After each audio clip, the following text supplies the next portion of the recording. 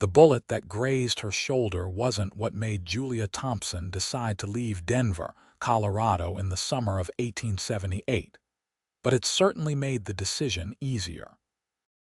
She pressed her hand against the bleeding wound as she stumbled into the telegraph office, her hand clutching the leather satchel containing everything she owned, including the $300 she had saved working as a seamstress for wealthy families who never knew her real name. The man behind the counter took one look at her face and immediately turned away, pretending to organize papers, and Julia understood then that her former employer's reach extended even here, to this dusty corner of the city, where desperate people came to send their final messages before disappearing into the territories. She bought a ticket south instead, using nearly half her savings, boarding a stagecoach headed toward the small mining settlements scattered throughout the mountains. The other passengers, 2 miners and an older woman clutching a Bible, didn't ask about the blood seeping through her sleeve, and she didn't offer explanations. They traveled for 2 days through winding mountain passes, the coach creaking and groaning over rutted roads, until they finally descended into a valley where a small town sat nestled between rocky peaks. The driver called out that they were stopping in Westcliffe, Colorado for the night, and Julia made her decision in that instant. She would get off here and never get back on. The town consisted of a single main street lined with wooden buildings, their paint peeling in the harsh mountain sun. A general store, a saloon, a blacksmith, a small church with a crooked steeple, and a building that proclaimed itself the Silver Dollar Hotel. Julia walked into that hotel with her head high, ignoring the curious stares from men lounging on the porch, and paid for a week's stay with money she couldn't afford to spend. The proprietor, a thin woman with graying hair and kind eyes, noticed the blood and asked no questions, simply providing her with a room on the 2nd floor and a basin of hot water. That night, Julia cleaned her wound by lamplight, wincing as she poured whiskey over the angry red line across her shoulder. The bullet had only grazed her, but the message had been clear. Her former employer, Marcus Whitfield, one of Denver's most successful businessmen, didn't appreciate being refused. He especially didn't appreciate it when the woman refusing him had witnessed his meetings with known criminals, his schemes to defraud investors, his plans to expand his empire through violence and intimidation. Julia had been naive enough to think that keeping quiet would be enough to keep her safe. She had been wrong. She wrapped her shoulder with strips of cloth torn from an old petticoat and lay down on the narrow bed, listening to piano music and laughter floating up from the saloon down the street. Tomorrow, she would figure out what came next. Tomorrow, she would find work, establish herself, become someone new. Tomorrow, she would start the life she should have had all along, except tomorrow came too quickly, arriving with harsh sunlight streaming through thin curtains and the sound of horses and wagons on the street below. Julia dressed carefully, choosing her plainest dress, a dark blue cotton that didn't show the bloodstain on the shoulder. She pinned her dark hair back severely and examined herself in the small mirror hanging on the wall.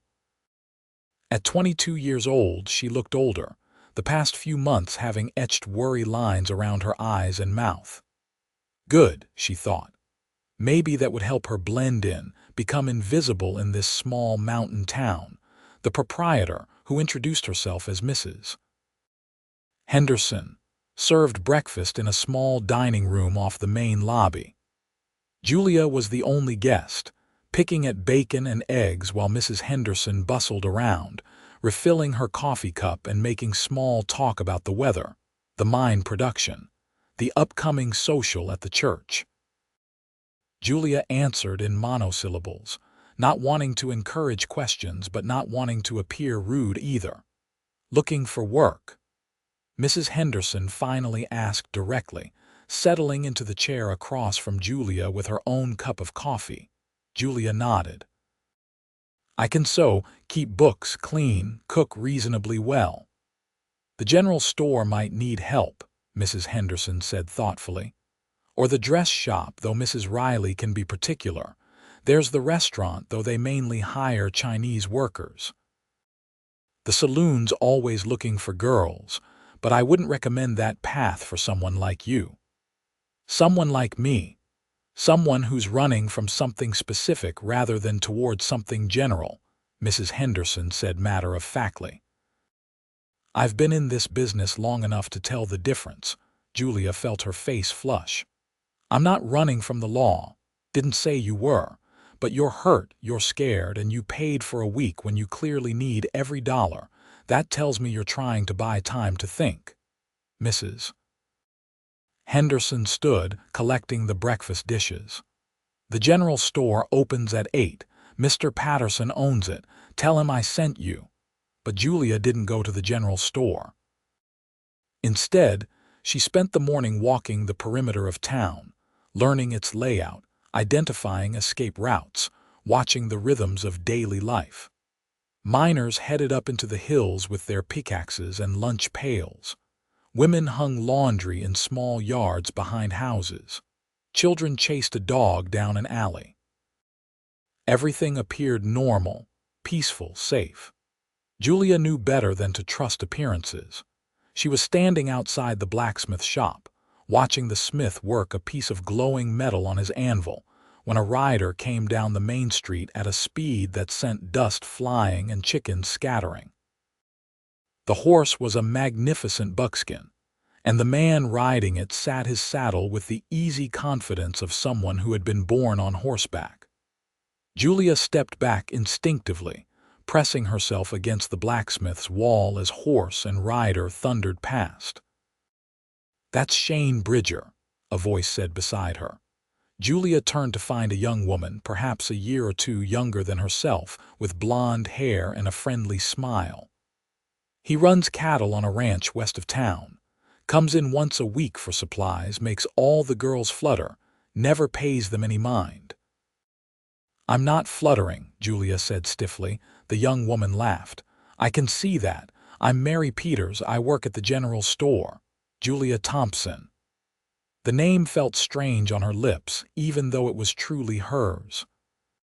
She had spent so long being invisible, being nobody, that claiming her identity felt like an act of rebellion. "New in town. I haven't seen you before, and Westcliffe's small enough that everyone notices a new face within about 5 minutes. Just arrived yesterday. I'm looking for work." Mary's eyes lit up. "Really? Mr. Patterson's been complaining for weeks that he needs help. I'm getting married next month and moving to my fiancé's homestead, and he hasn't found a replacement yet. Can you do sums?" "Yes." "Read and write?" "Yes." Not afraid of hard work or difficult customers, Julia thought of the wealthy women she had sewn for in Denver, their impossible demands and casual cruelty. "No." "Then come on. I'll introduce you right now. Mr. Patterson's likely in the back doing inventory, which he hates, so he'll be thrilled for the interruption." Before Julia could protest, Mary had linked arms with her and was pulling her down the street toward the general store. The building was larger than Julia had initially thought, with big windows displaying everything from farming equipment to bolts of cloth. A bell jangled as they entered, and Julia was immediately struck by the smell, that distinctive combination of leather, tobacco, coffee, and spices that seemed universal to general stores everywhere. "Mr. Patterson," Mary called out, "I've found you a replacement." A man emerged from the back room, wiping his hands on his apron. He was middle-aged, balding, with spectacles perched on his nose and a harried expression that softened when he saw Mary. "Have you now? And who might this be?" "Julia Thompson. She just arrived in town. She can read and write and do sums, and she's looking for work." Mr. Patterson studied Julia with sharp eyes that didn't miss the careful way she held her left arm or the fatigue in her face. "Can you start today?" Julia blinked, surprised. "Don't you want references?" "Anyone can write a reference. I'd rather see what you can actually do. Mary will show you around today, teach you where things are kept and how I like things done. You'll work 6 days a week, 8 in the morning until 6 at night, 7 on Saturdays when the miners come to town. I'll pay you $15 a month plus room and board." Room and board. There's a small apartment above the store. Previous clerk lived there before he decided mining was more exciting than retail. It's yours if you want it. Means you'll be available if someone needs something after hours, which happens more often than you'd think. But it also means you won't be paying Mrs. Henderson prices for lodging. $15 a month wasn't much, but with room and board included, she could save most of it. And living above the store meant she would be right on the main street, able to see anyone who came into town, able to watch for danger. "I'll take it," Julia said. "Good. Mary, show her the inventory system and the apartment. I'm going to finish counting these damned canned goods before I lose my mind entirely." The rest of the day passed in a blur of learning. Mary was a patient teacher, showing Julia where everything was stocked, how Mr. Patterson liked the ledgers kept, which customers ran tabs and which had to pay cash, how to measure out flour and sugar and coffee beans, how to handle the scales properly, where the key to the safe was hidden. The apartment upstairs was small, just a single room with a bed, a table, 2 chairs, a washstand, and a small stove. But it was clean and private and infinitely better than the hotel room she had spent the previous night in. "You'll like working here," Mary said as they locked up at 6 o'clock. "Mr. Patterson's fair. The work isn't too hard and you meet everyone in town eventually since everyone needs supplies." Everyone in town, which meant Julia would have no privacy, no anonymity. Everyone would see her, know her face, remember her. The thought made her stomach clench with anxiety, but what choice did she have? She needed work, needed a place to stay, needed to establish herself somewhere until she figured out her next move. That night, after moving her few belongings from the hotel to the apartment, Julia lay in her new bed and listened to the sounds of the town settling into darkness. Somewhere a dog barked. The saloon piano played a melancholy tune. Footsteps passed on the wooden sidewalk below. She thought about Denver, about the life she had left behind, about Marcus Whitfield and his cold eyes promising retribution. She thought about tomorrow, about the day after, about all the tomorrows stretching ahead of her, each one potentially bringing discovery and danger. "I'll leave tomorrow," she whispered into the darkness, making herself a promise. "If there's any sign of trouble, any indication that he's found me, I'll leave tomorrow." It became a ritual, those words, a prayer and a pact. Every night before sleep, she whispered them, reminding herself that she could always run, that she was never truly trapped. She didn't expect to still be whispering them 3 months later. She didn't expect that by then, the words would have transformed from a promise of escape into a bitter reminder of her inability to put down roots, to trust, to imagine a future beyond constant flight. The first weeks in Westcliffe passed quickly. Julia learned the rhythms of the store, the patterns of customers. Miners came in on Saturday mornings, their pockets heavy with the week's wages, buying tobacco and whiskey and sending money back to families in distant places. Ranch hands came midweek, purchasing flour and coffee and ammunition, always in a hurry to get back to work. Women came throughout the week, carefully counting their coins, making decisions between necessities and small luxuries. Children came with notes from their mothers and pennies for candy, wide-eyed at the jars lining the counter. Julia was good at the work. She was quick with numbers, patient with indecisive customers, firm with drunk miners who tried to negotiate credit they would never pay back. Mr. Patterson seemed pleased with her, and Mary approved of how quickly she learned. The other townspeople accepted her presence with the casual friendliness of people accustomed to newcomers drifting through mining towns. No one asked too many questions about where she had come from or why she had chosen Westcliffe. In the West, everyone had a past they preferred not to discuss, except Shane Bridger. He continued to ride into town every week, his buckskin horse always immaculately groomed, his own appearance somehow managing to be both rough and refined. He would tie his horse outside the general store, spend 20 minutes selecting supplies, pay in cash, and ride out again. During those 20 minutes, Julia became acutely aware of every movement she made, every word she spoke. She told herself it was because he was tall and took up space in the store's narrow aisles. She told herself it was because his eyes, a startling blue-gray, seemed to see more than she wanted to reveal. She told herself it was because he represented the kind of life she could never have, the kind of permanence and belonging she had no right to want. The truth was simpler and more complicated. Shane Bridger made her pulse race in a way that had nothing to do with fear. "You should talk to him," Mary said one afternoon after Shane had left with his supplies. "He's single, successful, and he comes from a good family. His father was a Texas Ranger before they settled here. Shane's honest, hardworking, doesn't drink much, and treats his ranch hands fair." "I'm not interested in romance," Julia said, carefully recording the sale in the ledger. "Who said anything about romance?" "I'm talking about basic human conversation. You barely say 10 words to anyone unless they're buying something." "I'm here to work, not socialize," Mary sighed. "Julia, you've been here 6 weeks. You work, you go upstairs, you work some more.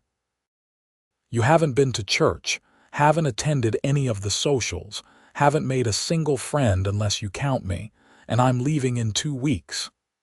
"I count you," Julia said quietly, surprising herself.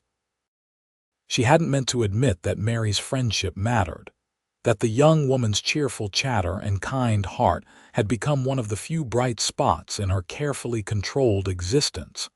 Mary's expression softened. "Then trust me when I say that you can't live your whole life looking over your shoulder. Whatever you're running from, you ran far enough. Let yourself breathe." But Julia couldn't breathe, not when every stranger who came into the store might be someone sent by Marcus Whitfield. Not when every unexpected sound made her reach for the knife she now kept in her pocket. Not when every night she whispered those same words into the darkness, reminding herself that she could leave tomorrow, that she should leave tomorrow, that staying meant risking everything.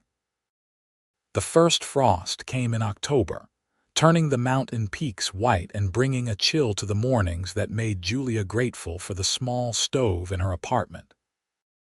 Mary got married in a simple ceremony at the church. Radiant in a dress she and Julia had altered together from her mother's wedding gown. Julia attended, standing in the back, watching Mary promise forever to a young homesteader with sun-weathered skin and honest eyes. She wondered what it felt like to believe in forever, to trust someone enough to bind your life to theirs, to imagine a future measured in years rather than days. After Mary left, the store became quieter. Mr. Patterson spent more time in the front, helping with customers, but he had a wife and family to go home to each evening. Julia was alone with the inventory and the ledgers and the endless stream of customers who came and went without really seeing her. She told herself this was better, safer. She told herself she didn't miss Mary's friendship or the way the young woman had tried to draw her into the life of the town. Then Shane Bridger's horse came back without him. It was a Tuesday afternoon in late October when the buckskin trotted down the main street, reins dragging, saddle empty. Julia was sweeping the wooden sidewalk in front of the store when she saw it, and her heart jumped into her throat. The horse was limping slightly, favoring its left front leg, and there was blood on the saddle. Men poured out of the saloon and the blacksmith shop, surrounding the horse, examining it with worried expressions. Julia stood frozen, her broom forgotten in her hands, as they called for the sheriff and someone to organize a search party. She had no reason to care what had happened to Shane Bridger. He was nothing to her, just a customer who came once a week, barely spoke beyond placing his order, never looked at her with anything more than polite disinterest. But the blood on that saddle made something twist in her chest, made her think of bullets and violence and the fragility of life in this harsh land. "Miss Thompson," the sheriff, a gruff man named Coleman, appeared in front of her. "Did Shane come into the store today?" "No. He usually comes on Wednesdays. His ranch is about 10 miles west. If his horse came back alone, could be he's hurt somewhere between here and there. I'm putting together a search party. We'll need supplies." Julia's hands moved automatically, putting together packs of bandages, whiskey for disinfecting wounds, dried food, canteens. Other men came into the store, grim-faced, gathering equipment. Someone mentioned a cougar had been spotted in the area last week. Someone else thought it might have been an accident, the horse spooked by a snake. No one wanted to say what they were all thinking, that Shane might already be dead, that they might be looking for a body rather than a man to rescue. They left within the hour, 6 men on horseback heading west. Mr. Patterson closed the store early, something Julia had never seen him do before, and went home to his family. Julia climbed the stairs to her apartment and tried to focus on mending a torn dress, but her hands wouldn't stay steady. She kept seeing that blood on the saddle, kept imagining Shane lying somewhere in the wilderness, hurt and alone. It shouldn't matter. He was nothing to her. She had no right to feel this churning anxiety, this desperate hope that they would find him alive. Night fell, and the search party didn't return. Julia stood at her window, watching the street below, seeing lamps lit in windows as families settled in for dinner. She thought about Shane's father, who had been a Texas Ranger, wondered if he was still alive, if anyone was waiting at that ranch 10 miles west, watching for Shane to come home. She thought about how quickly life could change, how a single moment could transform everything. She thought about Marcus Whitfield and that bullet grazing her shoulder, about how close she had come to dying, about how she had spent every day since then preparing to run, to disappear, to never let herself care about anyone or anything, because caring meant vulnerability and vulnerability meant danger. She thought about Shane Bridger, who she didn't know, who had never been anything but professionally polite, whose blue-gray eyes had looked at her exactly twice with something that might have been interest before he looked away. The search party returned near midnight. Julia, still at her window, saw them ride back into town, exhausted horses and exhausted men, and in the middle of them, slumped but upright, was Shane. Julia's breath caught in her throat. He was alive. She watched as they helped him down from his horse, saw him wave off their assistance even though he was clearly favoring his right leg. She saw them escort him to the doctor's office, 2 buildings down from the general store, saw lamps lit and shadows moving behind curtained windows. She told herself to go to bed, that this was none of her concern, that she had no reason to care what happened next. Instead, she found herself downstairs in the store, filling a basket with supplies. Coffee, because the men would have been searching for hours and would need it. Bread and cheese, because they would be hungry. Clean bandages and more whiskey, because the doctor might need them. She had no explanation for why she was doing this, no justification that made sense. She only knew that she couldn't go to bed without knowing that Shane Bridger would be all right. The doctor's office was small, a converted house with a waiting room in front and an examination room in back. Julia knocked softly, and the door was opened by Sheriff Coleman, who looked surprised to see her. "Miss Thompson, something wrong? I brought supplies." Coffee and food for the men, bandages for the doctor. The sheriff's tired face softened. "That's kind of you. Come in." The waiting room was crowded with the search party, men standing against walls or sitting on the floor, all of them looking exhausted. Julia handed out cups of coffee she had brought in a large pot, sliced the bread and cheese, accepted their weary thanks. Through the open door to the examination room, she could see Shane sitting on the examination table, his shirt off, the doctor cleaning a wound on his right side while another on his thigh had already been bandaged. "Cougar," one of the men was saying. "The tracks were clear enough." "Damn thing came out of nowhere," another replied. "Shane's lucky it was only a glancing swipe. Seen men gutted by cougars. His horse threw him when it spooked. That's how he hurt his leg. Then he had to walk 5 miles before we found him." Julia listened to the story emerge piece by piece. Shane had been riding back from checking on some of his cattle in the high pastures when the cougar attacked. His horse had reared, throwing him, and he had landed badly. The horse had run. The cougar had fortunately decided not to press the attack, and Shane had been left alone to walk back toward town on an injured leg. The search party had found him 3 hours into their search, still walking, using a tree branch as a crutch. "Stubborn fool wouldn't admit he needed help even when we found him," Sheriff Coleman said with a combination of admiration and exasperation. "Insisted he was fine, that we should go back to town and stop wasting time." Through the doorway, Julia could see the doctor wrapping bandages around Shane's ribs while speaking to him in low tones. Shane's face was pale but composed, his jaw set in a way that suggested he was in more pain than he wanted to admit. As if sensing her watching, he turned his head, and their eyes met across the 2 rooms. Julia felt heat rise in her cheeks and looked away quickly, busying herself with pouring more coffee. But she could still feel his gaze on her, could feel the weight of his attention in a way that made her pulse quicken. The doctor emerged a few minutes later. "He's going to be fine. The cougar scratches aren't deep, just messy. The leg's sprained, not broken.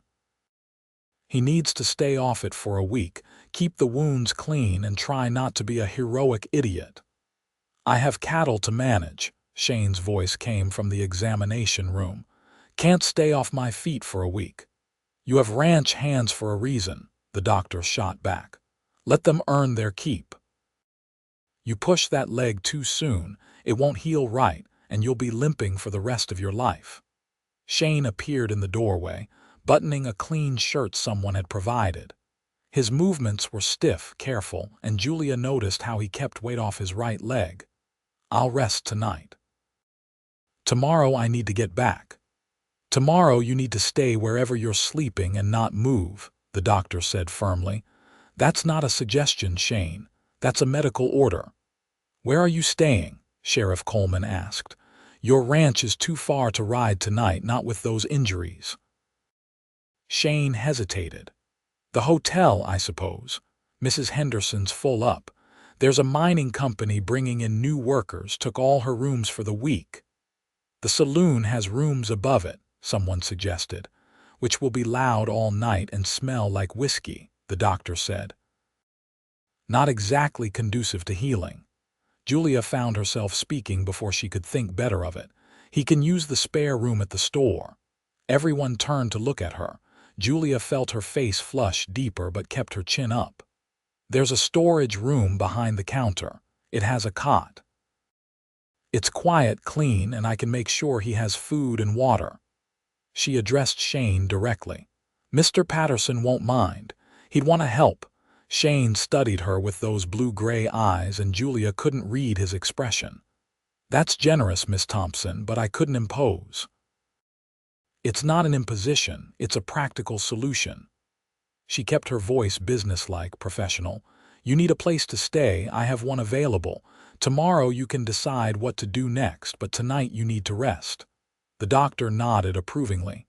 "That's settled then. Shane, go with Miss Thompson. Keep the wounds clean and dry. I'll check on you tomorrow afternoon."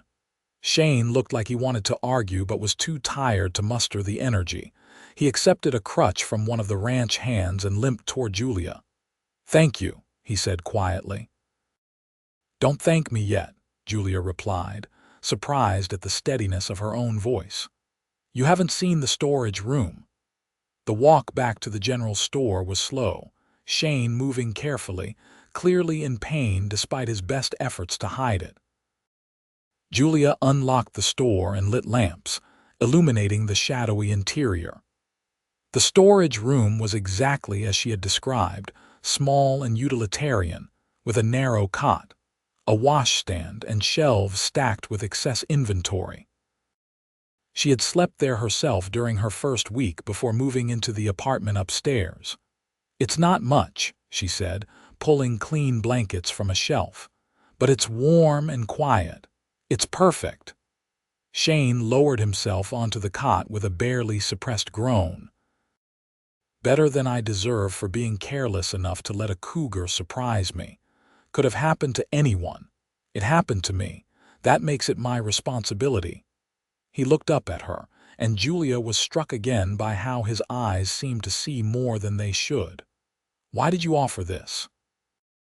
"You don't know me. You're right, I don't know you." Julia busied herself arranging the blankets, avoiding his gaze. "But you were hurt and you needed help. It's what people do." "Not all people." There was something in his voice, a note of understanding that made Julia's hand still. She looked at him then, really looked, and saw not just a cowboy who had been injured but a man who understood what it meant to be alone, to depend on oneself, because depending on others was dangerous. "Get some rest," she said softly. "I'll check on you in the morning, Julia." Her name on his lips stopped her at the door. She turned back. Shane was watching her with an expression she couldn't decipher. "Thank you, truly." She nodded, not trusting her voice, and escaped upstairs to her apartment. Once inside, she leaned against the closed door, her heart racing. What had she done? She had invited a man she barely knew to stay in the store, had drawn attention to herself, had stepped outside the careful boundaries she had maintained since arriving in Westcliffe. It was foolish, reckless, exactly the kind of thing she couldn't afford to do. But when she lay in bed that night, she didn't whisper her usual words about leaving tomorrow.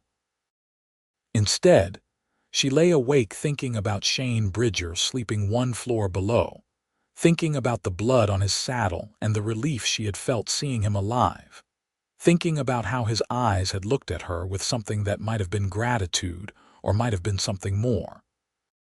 Morning came too early. Julia rose before dawn, dressed quietly, and went downstairs to start the fire in the store's stove. She made coffee and scrambled eggs, preparing a breakfast tray before she could question the impulse. The storage room door was closed and she knocked softly. "Come in." Shane was awake, sitting on the edge of the cot, his bandaged legs stretched out in front of him. He looked tired and sore, but his eyes were alert as they tracked her movement into the room.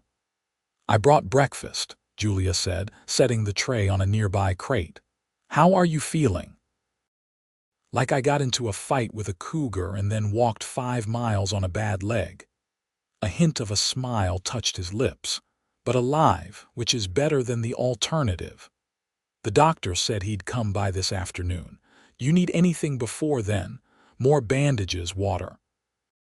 "Just this breakfast and maybe some conversation, if you have time." He accepted the plate she handed him. "I realize I've been coming to your store for months, and I know almost nothing about you except that you're good at arithmetic and patient with difficult customers."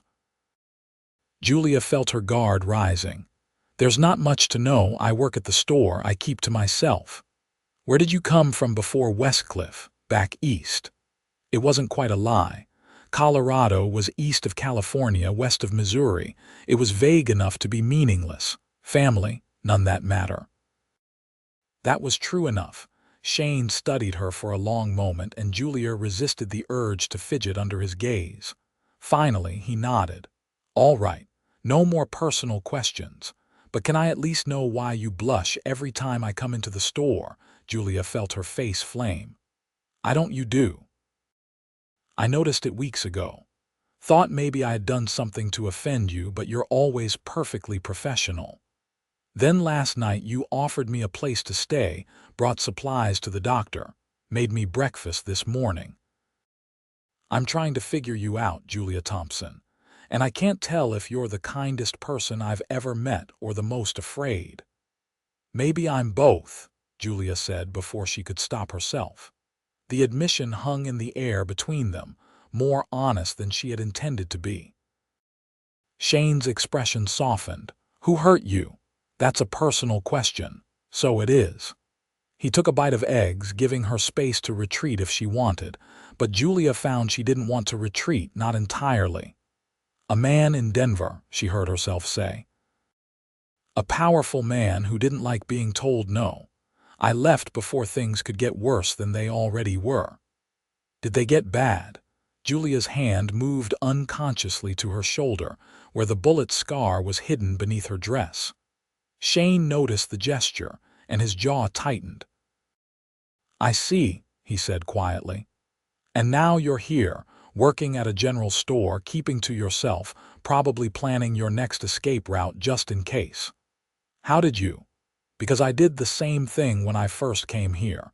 Different reasons, but the same instinct. Build no connections, trust no one, stay ready to run. He set down his plate.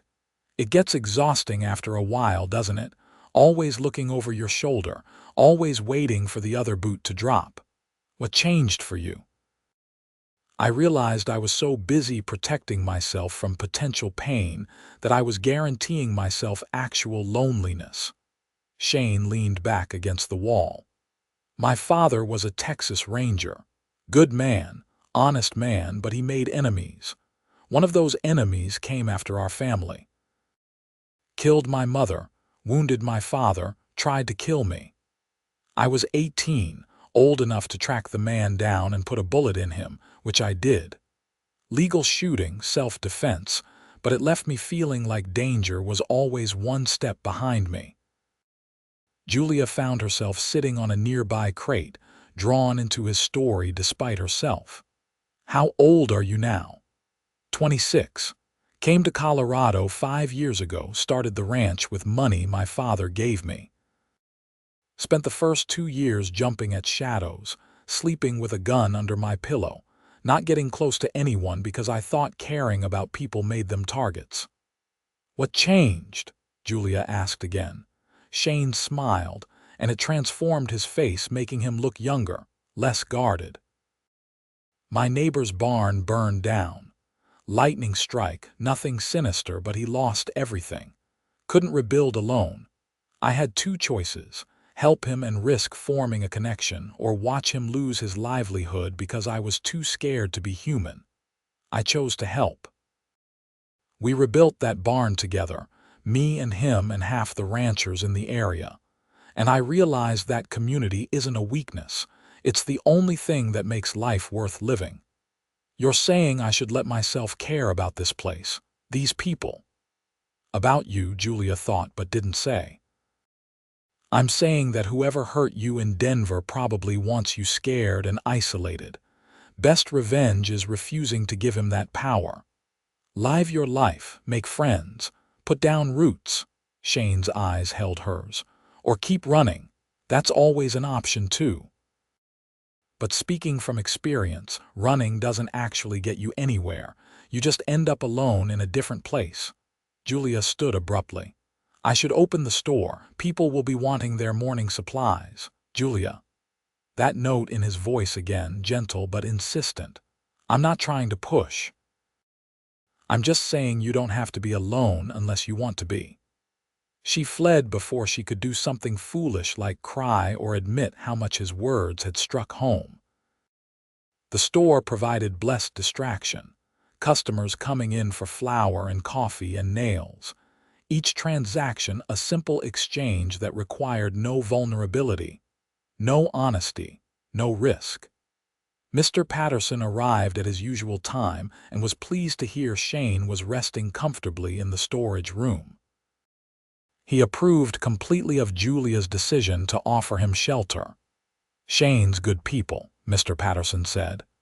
"His ranch employs 6 men full-time, more during busy seasons. He pays fair wages, treats everyone with respect. When the Hendersons' youngest got sick last year and needed medicine from Denver, Shane paid for it and told them to pay him back whenever they could. They're still working off the debt, but he's never pressed them about it. That's the kind of man he is." Julia absorbed this information, adding it to what she already knew, building a picture of Shane Bridger that made her chest ache with something she didn't want to name. She was saved from examining that feeling too closely by the arrival of several miners wanting to purchase supplies for a new claim they were working. The next hour passed in measuring out dried beans and rice, calculating prices, making change.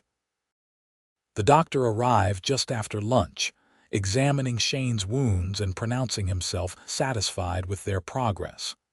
Julia listened from behind the counter, pretending to work on inventory while actually straining to hear every word.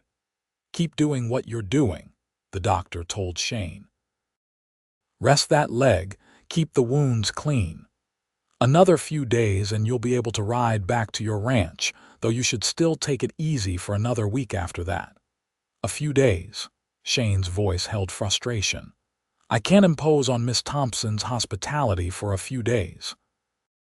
"Would you rather impose on her conscience by pushing yourself too hard and ending up with an infection or a permanent limp?" The doctor replied tartly. "You're staying here until I say otherwise." After the doctor left, Julia brought Shane lunch, finding him standing by the storage room's small window, staring out at the mountains visible in the distance. He turned when she entered, and she noticed how carefully he kept weight off his injured leg. "The doctor said a few more days," she said, setting down the tray. "That's fine. You're no trouble." "I'm nothing but trouble," Shane said, but there was wry humor in his voice. "Eating your food, taking up space, probably scaring away customers who wonder why there's a cowboy camped in the storage room. You're not scaring anyone. If anything, you're good for business. Half the town has stopped by today asking how you're doing and buying things they probably don't need just to have an excuse to check on you. Worried about me or curious about you." Julia felt her cheeks warm. "What do you mean?" "I mean that you've lived here for 3 months and stayed as invisible as possible. Now you've taken in the local rancher, offered him shelter and care, and people are wondering who you really are beneath that professional exterior." Shane limped away from the window, moving carefully. "For what it's worth, I'm wondering the same thing. I'm no one special, just a woman trying to make a living. You're a woman who ran from danger, landed in a strange town, works 12-hour days, lives alone, and still found it in herself to help a near stranger when he needed it." Shane sat on the cot, his blue-gray eyes serious. "That sounds pretty special to me." Julia didn't know what to say to that, so she said nothing, escaping once again to the safety of the main store.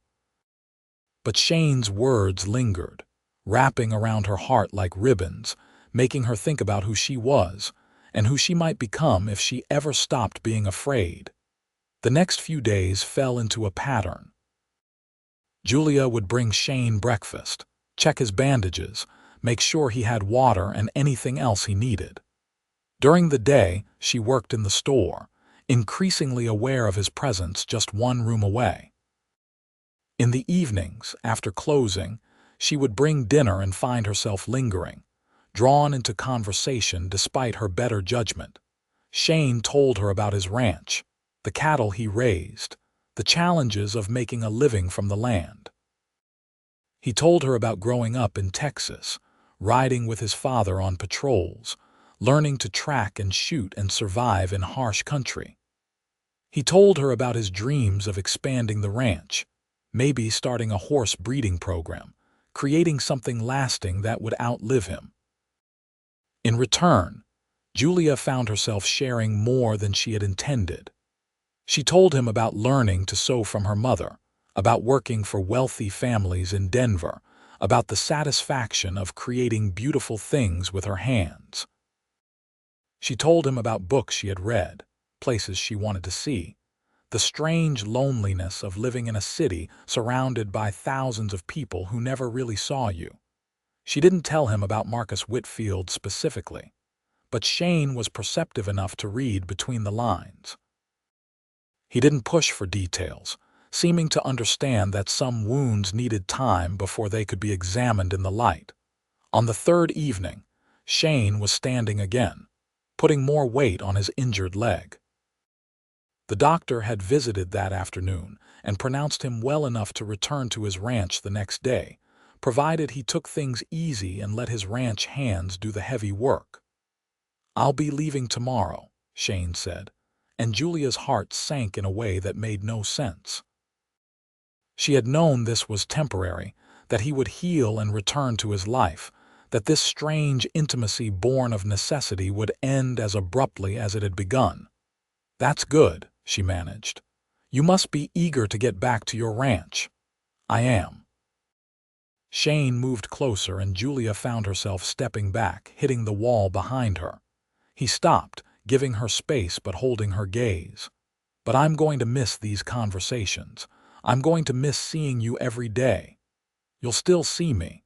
You come to the store every week for supplies. It's not the same as this.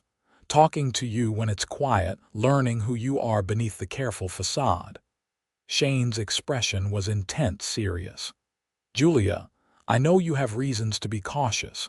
I know you're not looking for complications. But I have to tell you that these past few days have meant something to me. You mean something to me." Julia's breath caught.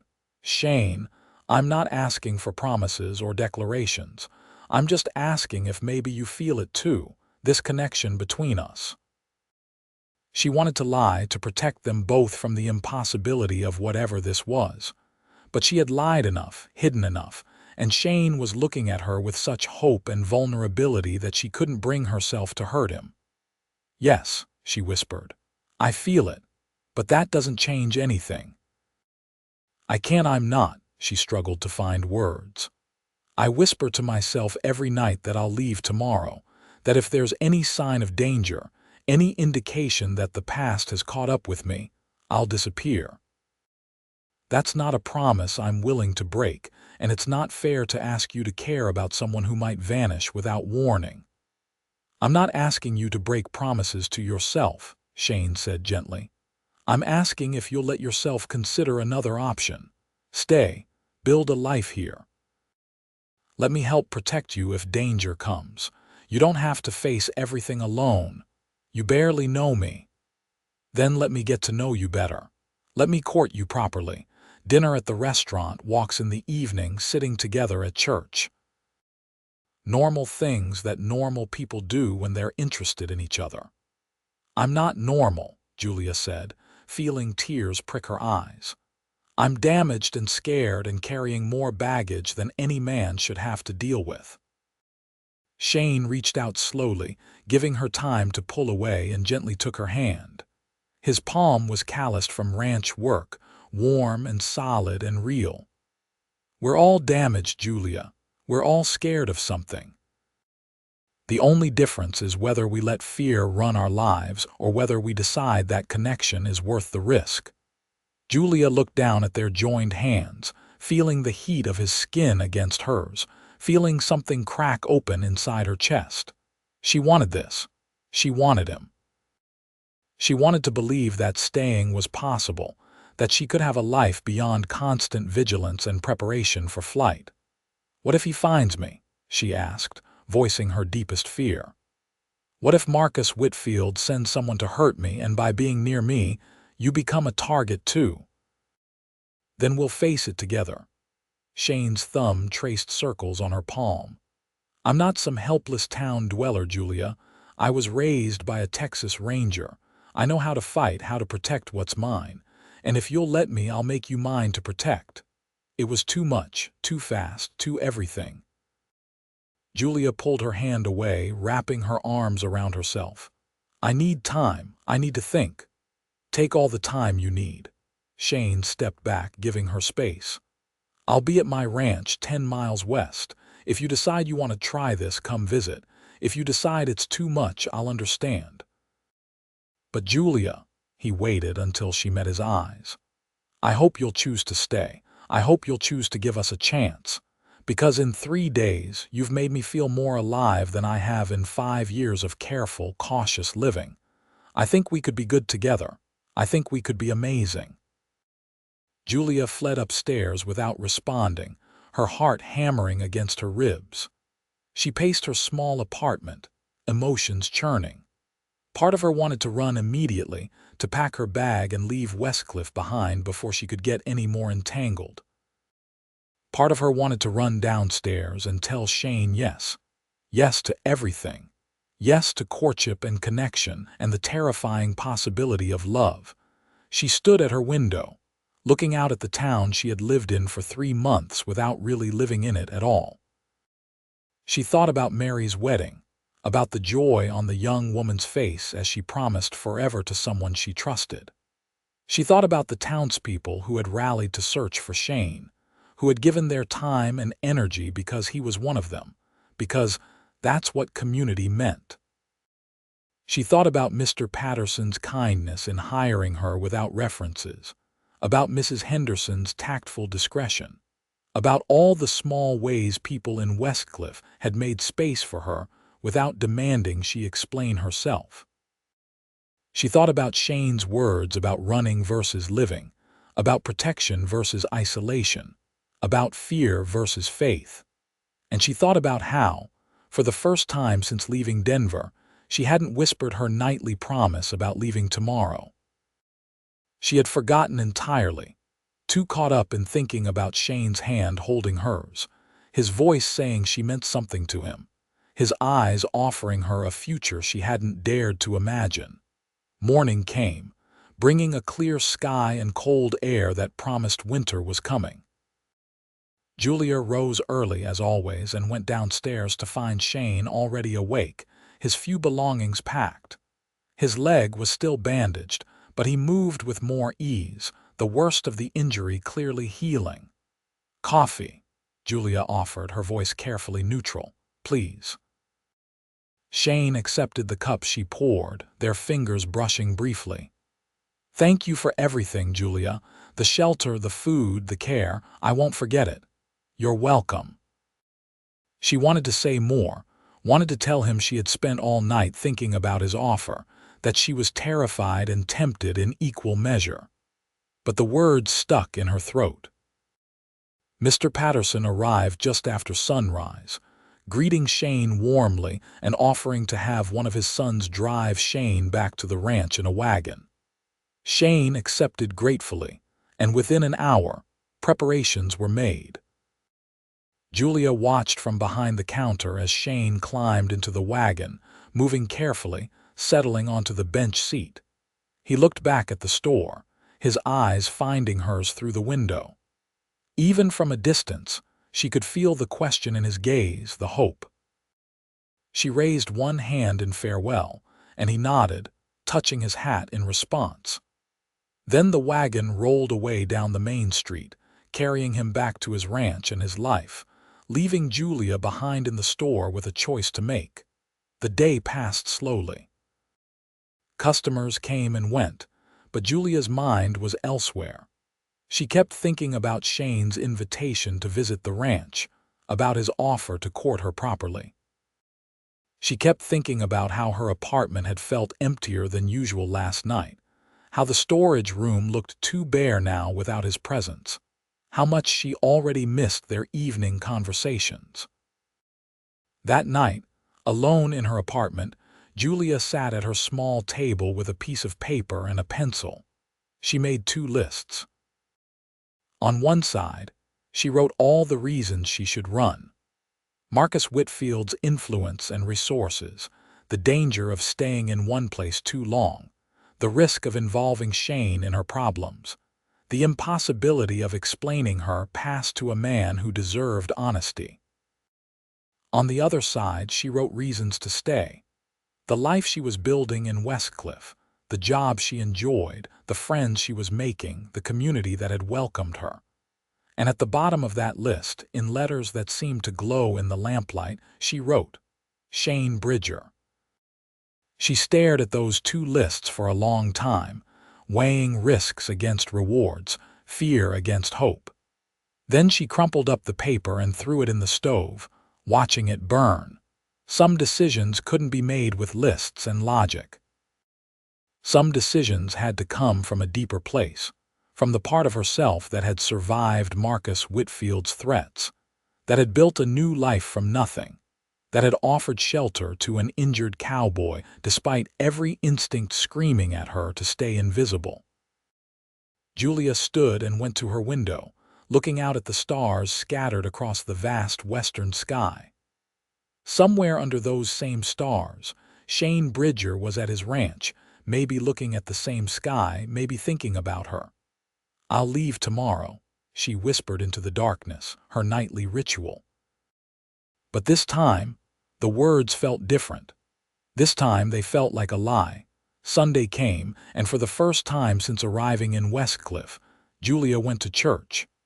She dressed carefully in her best dress, pinned her hair back, and walked down the street to the small building with the crooked steeple. Inside, the congregation was small, maybe 40 people total, sitting on simple wooden pews and singing hymns accompanied by an out-of-tune piano. Julia slipped into a back pew, hoping to go unnoticed, but Mrs. Henderson spotted her immediately and waved her forward to sit with the Henderson family. Other people smiled at her, nodding welcomes, making space. The service was simple, the preacher's sermon about faith and trust in God's plan. Julia tried to focus on the words, but her eyes kept drifting to the empty space where Shane presumably sat when he attended. After the service, several women approached her, introducing themselves, inviting her to a quilting circle that met every Thursday. Mrs. Henderson invited her to Sunday dinner, an invitation Julia accepted before she could talk herself out of it. She spent the afternoon in the Hendersons' warm, chaotic home, helping with dishes and playing with their 3 children, feeling something in her chest slowly loosening. This was what she had been missing. This sense of belonging, of being part of something larger than herself.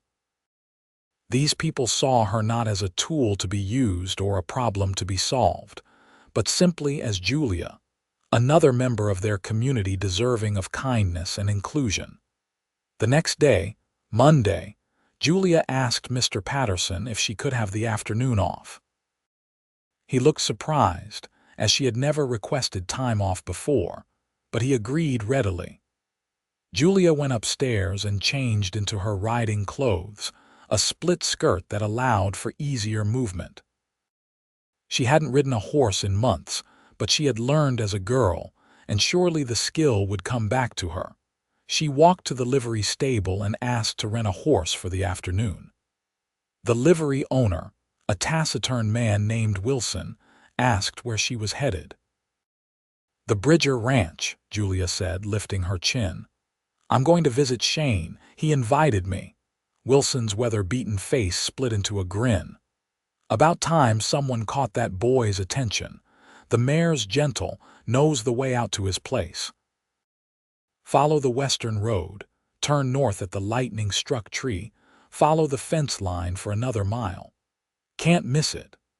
The ride took longer than Julia expected, her inexperience showing in her uncertain seat and the mare's plodding pace.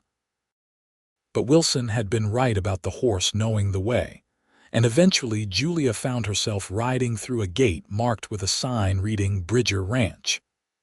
The property spread out before her, grassland dotted with cattle, a large barn, corrals, and a house that looked solid and well-maintained. Shane emerged from the barn before she reached the house, moving with a slight limp but otherwise looking fully recovered. His expression when he saw her was worth every moment of the uncomfortable ride, worth every second of fear and doubt she had endured. Julia. Her name on his lips sounded like a prayer.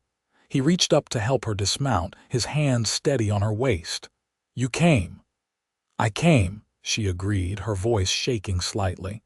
"I've been thinking about what you said, about choosing to live instead of just surviving. About connection being worth the risk. And what did you decide?" Julia looked up at him, at this man who had somehow seen past her walls, who had offered her understanding and patience and the possibility of something more.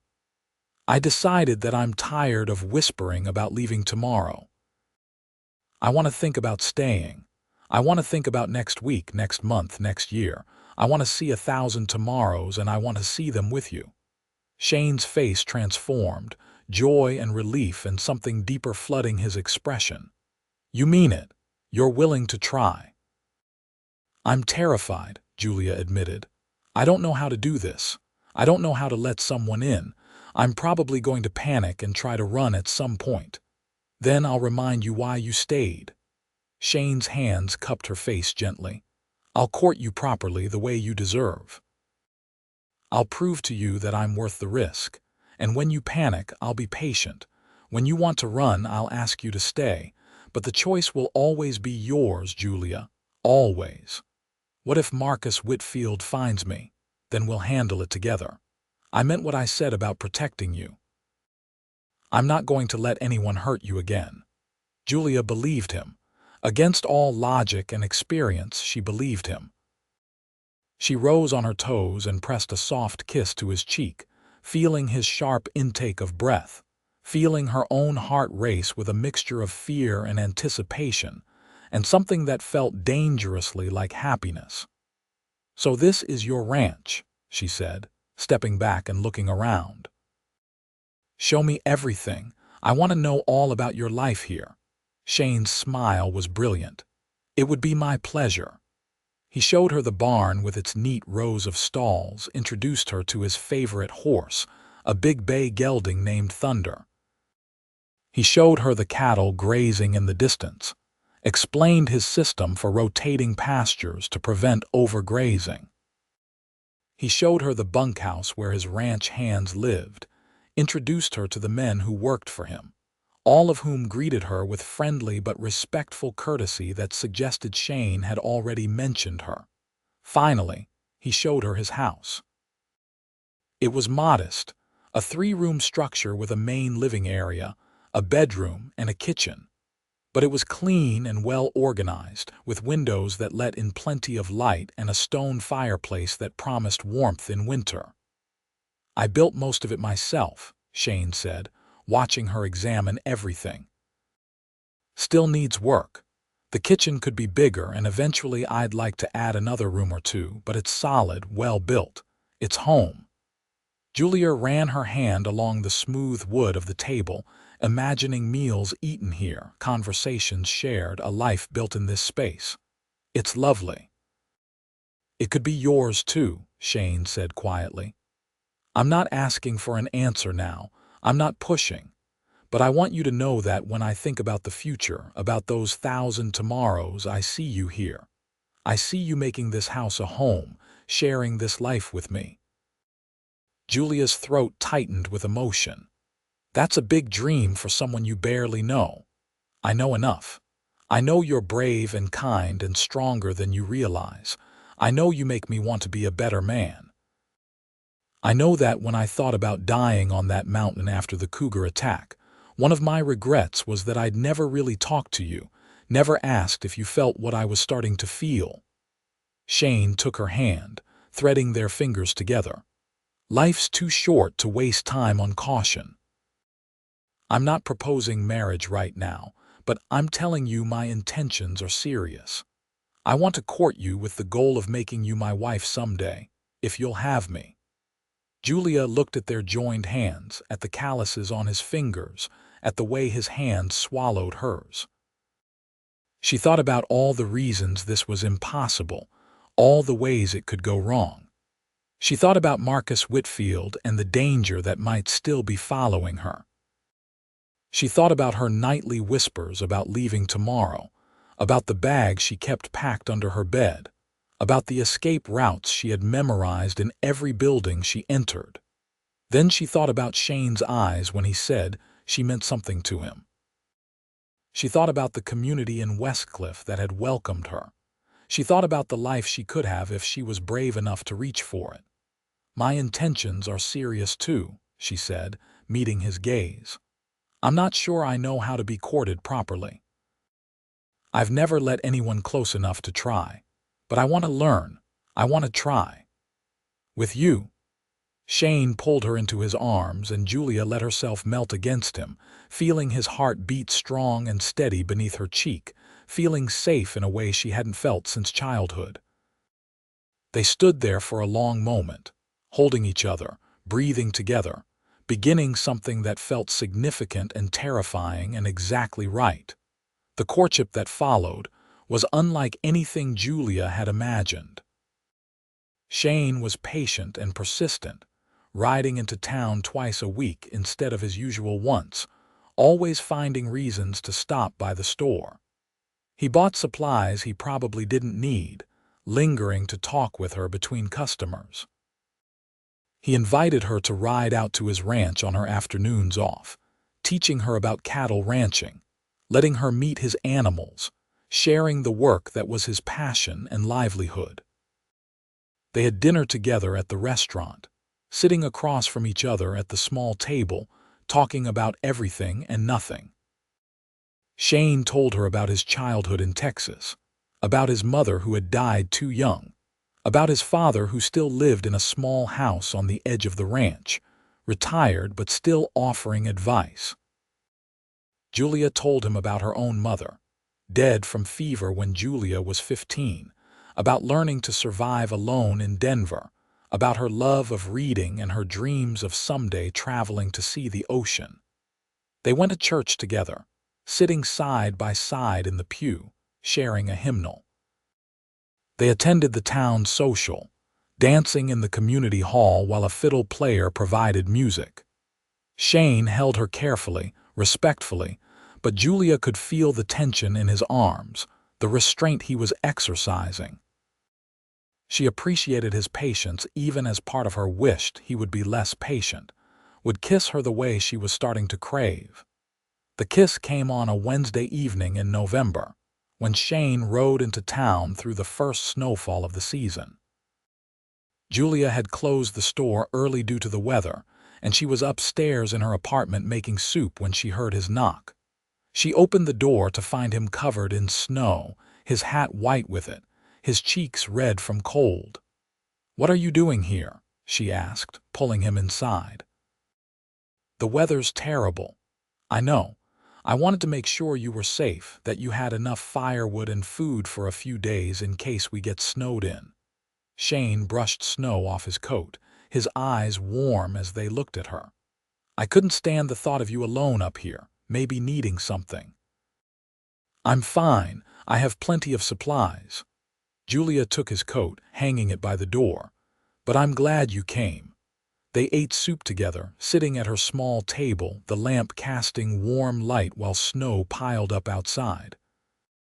Shane told her about preparations at the ranch for winter, about bringing cattle down from the high pastures, about stockpiling hay and grain. Julia told him about her plans to make quilts during the slow winter months, about her hope of starting a small sewing business on the side. "You could do that from the ranch," Shane said casually. "The spare room would make a good sewing room, lots of light from the windows." Julia felt her pulse quicken. "Are you asking me to move to the ranch?" "Not yet. Not until we're married. I'm just saying that when the time comes, there's space for your work, for your dreams. I want you to know that marrying me wouldn't mean giving up who you are. When the time comes, Julia repeated softly. You sound very certain. I am certain. Shane reached across the table, taking her hand. I've known since that first night in the storage room, when you offered me shelter despite every instinct telling you to stay invisible. I've known since I saw you blush when I came into the store, since I watched you be kind to difficult customers, since I learned that you whisper to yourself about leaving tomorrow because you're so afraid of being hurt again. His thumb traced circles on her palm. I love you, Julia Thompson. I want to marry you, spend my life with you, give you enough good tomorrows that you stop counting them and start just living them. Julia's breath caught. You love me. I love you, he confirmed. And I know it's fast. I know we've only been courting for a few weeks, but I'm not a man who doubts his own heart. I know what I want, and I want you. I love you too, Julia whispered, the words feeling both strange and natural on her tongue.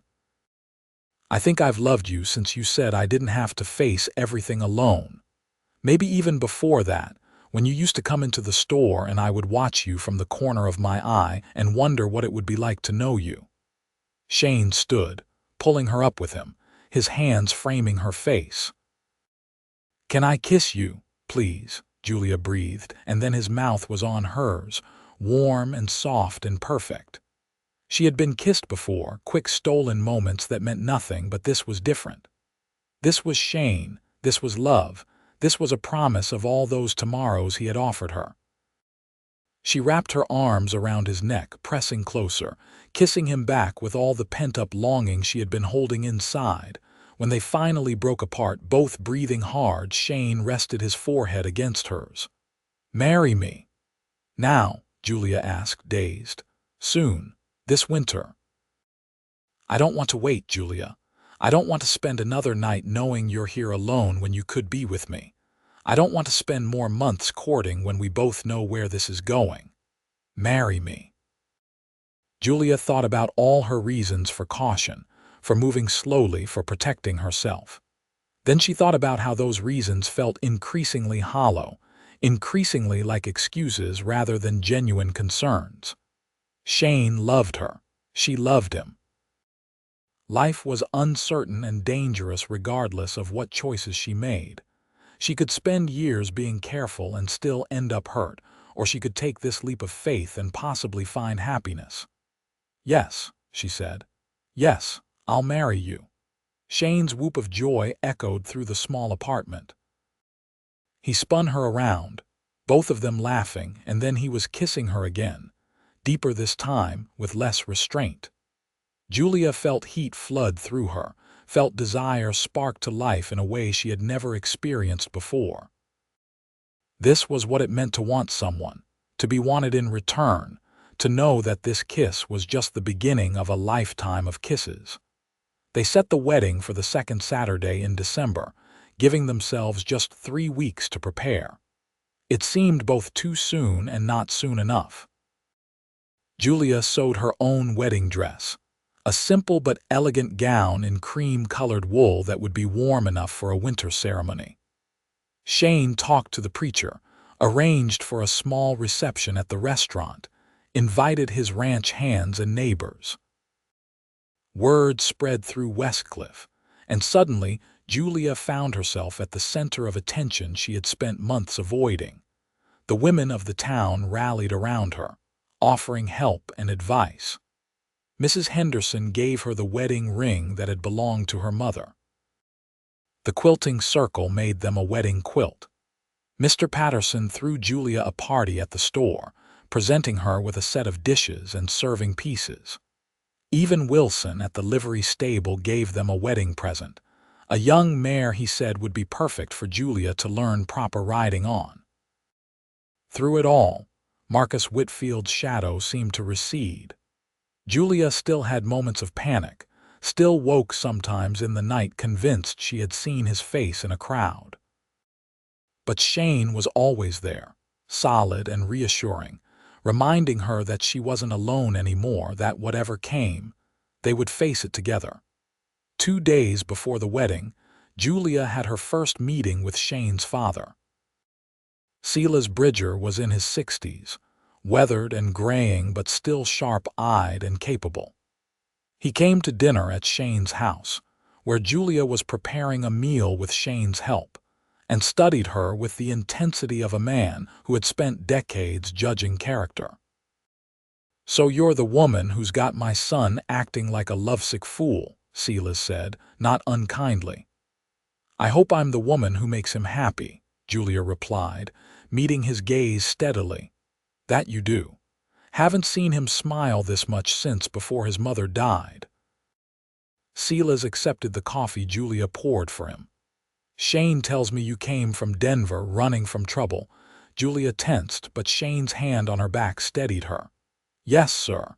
A man who didn't like being told no. This man have a name, Marcus Whitfield." Silas's expression didn't change, but something flickered in his eyes. "Know of him. Businessman connections to some unsavory types. He send anyone after you, not that I know of, but I've been careful to leave no trail." "Good, you keep being careful. But know this, you're going to be family now, family of a former Texas Ranger. That means something in these territories. Anyone comes looking for you with ill intent, they'll find a warm welcome from my rifle." Silas smiled, and Julia saw where Shane had gotten his quiet strength. "Welcome to the family, Julia. You're going to make my son very happy." The wedding day dawned clear and cold, the ground covered in fresh snow. Julia woke in her apartment above the store for the last time, feeling a mixture of excitement and nervousness that made her stomach flutter. Mrs. Henderson arrived early to help her dress, pinning her hair into an elegant style and adjusting her veil. "You look beautiful," Mrs. Henderson said, tears in her eyes. "Like a winter bride in a fairy tale." Julia studied herself in the mirror, hardly recognizing the woman looking back. She glowed with happiness, her eyes bright, her cheeks flushed. This was really happening. In a few hours, she would be Julia Bridger, wife to a good man, part of a community, building a life instead of just surviving. The ceremony was held in the church, packed with townspeople who had come to witness Shane and Julia's marriage. Julia walked down the aisle alone, having no one to give her away, but she didn't feel alone. The entire town had embraced her, claimed her as one of their own. When she reached the front of the church, Shane was waiting, looking handsome in his best suit, his eyes suspiciously bright as he watched her approach. The preacher kept the ceremony simple. They exchanged vows, promising to love and honor each other through whatever life brought. Shane slipped Mrs. Henderson's mother's ring onto Julia's finger, his hands shaking slightly. Julia repeated her own vows, her voice steady, meaning every word. "I now pronounce you husband and wife," the preacher said. "Shane, you may kiss your bride." Shane gathered Julia into his arms and kissed her tenderly, sweetly. A kiss that promised love and devotion and all those tomorrows they had talked about. The congregation erupted in applause and cheers, and Julia laughed against Shane's mouth, joy bubbling up inside her. The reception at the restaurant was loud and festive, with food and music and dancing. Julia was passed from partner to partner, dancing with Silas and Mr. Patterson and half the ranchers in the area. But it was Shane's arms she kept returning to, Shane's eyes she kept seeking out across the room. They were married. They had promised forever to each other. The reality of it was still sinking in. As evening approached, Shane pulled Julia aside. "Ready to go home, home." The word resonated in Julia's chest. Not the apartment above the store, not a temporary place she was ready to flee from. Home with Shane, home at the ranch, home where she belonged. "Yes," she said, "take me home." They rode together through the snowy evening, Julia sitting in front of Shane on his horse, wrapped in his arms and a warm blanket. The stars came out as they traveled, brilliant against the dark sky. Julia thought about another night, months ago, when she had stood at her window and whispered about leaving tomorrow. She thought about how much had changed, how much she had changed, how love had transformed her fear into courage. The house was warm when they arrived, Silas having started fires in both the fireplace and the stove, before discreetly retiring to his own small house on the property. Shane carried Julia over the threshold, both of them laughing, and set her down gently in the main room. "Welcome home, Mrs. Bridger," he said, his voice rough with emotion. "It feels right," Julia said wonderingly. "Being here with you feels right in a way nothing else ever has." They spent their wedding night learning each other, slowly and sweetly, with patience and tenderness. Julia had been afraid that her past experiences would make this difficult, but Shane's love burned away those old fears, replacing them with new understanding.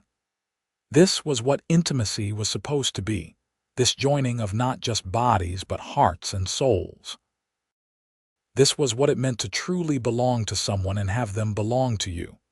Afterward, lying in Shane's arms in the big bed, Julia felt tears slip down her cheeks. Shane noticed immediately, concerned. "Did I hurt you?" "No," Julia said, laughing and crying at the same time. "I'm crying because I'm happy, because I never thought I could have this, because you've given me everything I never dared to want." Shane kissed her forehead, her cheeks, her lips. "You've given me everything too. I love you, Julia. I'm going to spend every day for the rest of my life making sure you know that." Winter deepened, and Julia settled into her new life. She learned the rhythms of ranch work, helping where she could, establishing her sewing business in the spare room just as Shane had suggested. Women from town and neighboring ranches brought her fabric and requests, and Julia discovered she had a talent for designing dresses that were both practical for Western life and beautiful enough to make women feel special. Shane was everything a husband should be: hardworking, attentive, affectionate. They worked together during the day and talked together in the evenings, building the kind of partnership Julia had only read about in books. Silas became a regular presence at their dinner table, sharing stories from his ranger days, offering advice on everything from cattle management to marriage. The first real test came in March. A stranger rode into Westcliffe, asking questions about a woman matching Julia's description. Sheriff Coleman heard about it and immediately rode out to the ranch to warn them. Julia felt old fear clench around her heart, felt the instinct to run surge up her throat. But Shane took her hand, looked into her eyes, and said, "We face this together. You're not alone." They rode into town together, Julia's hand on the knife in her pocket, Shane's rifle in its saddle holster. The stranger was waiting at the saloon, a rough-looking man with hard eyes. He spotted Julia immediately and started toward her, but Shane stepped between them. "That's close enough," Shane said, his voice calm but carrying an edge that suggested he knew how to use the rifle he was holding. "State your business." The man held up his hands. "No trouble, friend. Just looking for Julia Thompson on behalf of Marcus Whitfield. He wants to talk to her." "Julia Bridger," Shane corrected. "And she has nothing to say to Marcus Whitfield. You can tell him she's married now, living a good life and under the protection of this entire town. If he's got a problem with that, he can take it up with me." Sheriff Coleman stepped out of his office, hand on his pistol. "We don't take kindly to troublemakers around here. If Mr. Whitfield has legal business with Mrs. Bridger, he can communicate through official channels. Otherwise, I suggest you mount up and ride out before I find a reason to lock you up." The stranger looked around, taking in the townspeople who had gathered, all of them watching with unfriendly expressions. He was outnumbered and outgunned, and he knew it. "I'll deliver the message," he said, backing toward his horse. "But Mr. Whitfield doesn't like loose ends." "Mrs. Bridger isn't a loose end," Shane said coldly. "She's a woman who left Denver because Whitfield threatened her. If he's foolish enough to press the matter, he'll find himself facing charges. I've got friends in Denver who would be very interested to hear about his business practices and his habit of threatening young women." The bluff worked. The stranger mounted and rode out, and Julia sagged against Shane in relief. He held her while she shook, while the adrenaline drained away, while the fear she had carried for so long finally began to release its grip. "It's over," Shane murmured into her hair. "He won't come back. Men like Whitfield are cowards. They only pick on people who are alone and vulnerable. You're neither of those things anymore." "I'm not," Julia agreed, lifting her head to look at him.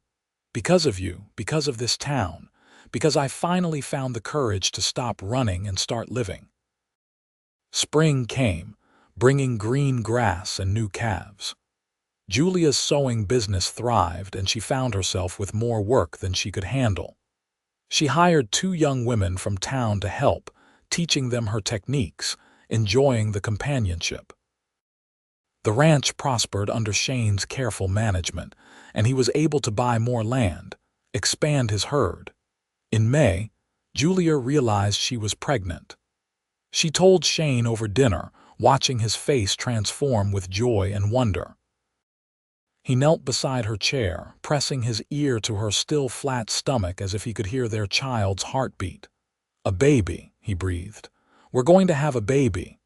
"Are you happy?" Julia asked, though she could see he was. "Happy doesn't begin to cover it." Shane looked up at her, eyes shining. "You've given me everything, Julia. A home, a purpose, and now a child. I love you more than I can say." "I love you too. And I'm not afraid anymore, Shane. For the first time in longer than I can remember, I'm not afraid of tomorrow. I'm looking forward to it." Their son was born in January of 1879, during a blizzard that trapped the doctor at the ranch for 3 days. They named him Thomas, after Julia's father, and from the moment Julia held him, she understood what it meant to love someone more than yourself. Shane was a devoted father, walking the floor with Thomas when he cried, changing diapers without complaint, talking to his son about the ranch and the cattle and all the things they would do together when Thomas was older. The years passed in a blur of happiness. They had 2 more children, a daughter named Sarah in 1881 and another son named James in 1883. The ranch continued to grow, becoming one of the most successful in the area. Julia's sewing business evolved into a dress shop in town, with Julia designing and her employees executing the work. She and Shane became pillars of the Westcliffe community, hosting socials at the ranch, supporting the church, helping neighbors in need. Silas lived to see all 3 of his grandchildren, passing peacefully in his sleep in 1885 at the age of 70. They buried him on a hill overlooking the ranch he had helped Shane build, and Julia grieved for the man who had welcomed her into his family without judgment, who had taught her that family was about love rather than blood. On their 10th wedding anniversary, Shane took Julia back to the spot where he had proposed, on a winter evening very like the one when their life together had really begun. The children were with Mrs. Henderson, giving them a rare evening alone. 10 years, Shane said, holding Julia close. 10 years of marriage, 3 children, a successful ranch, and I love you more now than I did on our wedding day. "I love you more too," Julia said, resting her head on his chest. "Thank you for seeing me when I was trying to be invisible. Thank you for being patient when I was scared. Thank you for giving me 1,000 tomorrows. We've got thousands more ahead of us," Shane promised. "I'm going to love you through every single one." And he did. They grew old together on the ranch, watching their children grow and have families of their own. Thomas took over the ranch, managing it with the same dedication his father had shown. Sarah married a banker in Denver and had 4 children. James became a veterinarian, moving to Colorado Springs but visiting often. Julia never whispered about leaving tomorrow again. She had found her home, her love, her life. The woman who had fled Denver in fear had transformed into a woman who faced each day with confidence and joy, knowing she was loved, knowing she belonged, knowing that the best decision she had ever made was choosing to stay. On a summer evening in 1918, Julia sat on the porch of the ranch house, now expanded and updated over the years, but still fundamentally the same structure Shane had built decades before. Shane sat beside her, his hair white now, his face lined with age, but his eyes still that same blue-gray that had captivated her all those years ago. "Tell me about the day we met," Shane said, a request he made often, never tiring of the story. "You rode into town on your buckskin horse," Julia began, smiling, making all the girls flutter. "But not you," Shane interjected. "But not me," Julia agreed. "I was too busy being terrified of my own shadow, too busy planning my escape, too busy surviving to even think about living. And now—" Julia looked out at the land they had built their life on, at the grandchildren playing in the yard, at the legacy they had created together. "Now I'm living. Now I'm grateful for every tomorrow I get to spend with you. Now I understand that love isn't about being fearless. It's about finding someone worth being brave for." Shane took her hand, threading their fingers together the way he had done countless times over the past 40 years. "I would choose you again," he said. "Every time in every life I would choose you. And I would choose you," Julia said. "I would choose to stay. I would choose all of this, every moment, every challenge, every joy. You made me want to see 1,000 tomorrows, and you gave me so many more than that." They sat together as the sun set over the mountains. Two people who had found each other against all odds, who had built a life from nothing but love and faith and courage. The night came, bringing stars and cool air, and Julia didn't whisper about leaving tomorrow. She simply held her husband's hand and thanked God for every tomorrow she had been blessed to see. Their story became legend in Westcliffe, the tale of the scared young woman and the cowboy who taught her to trust again, who showed her that love was stronger than fear, that community was more powerful than isolation. It was a story told at weddings and socials, a reminder that sometimes the best things in life come when we stop running and start believing in the possibility of happy endings. Julia Thompson Bridger passed away peacefully in 1922 at the age of 66, surrounded by her children and grandchildren. Shane followed her 6 months later, unable to imagine any tomorrows that didn't include her by his side. They were buried together on the hill overlooking the ranch, their headstones simple but meaningful, together in life, together in eternity. The ranch continued through the generations, the Bridger name becoming synonymous with integrity and hard work. And sometimes, on quiet evenings, people swore they could see two figures standing on the porch of the old ranch house, holding hands, watching the sunset together, living out their 1,000 tomorrows in whatever came next.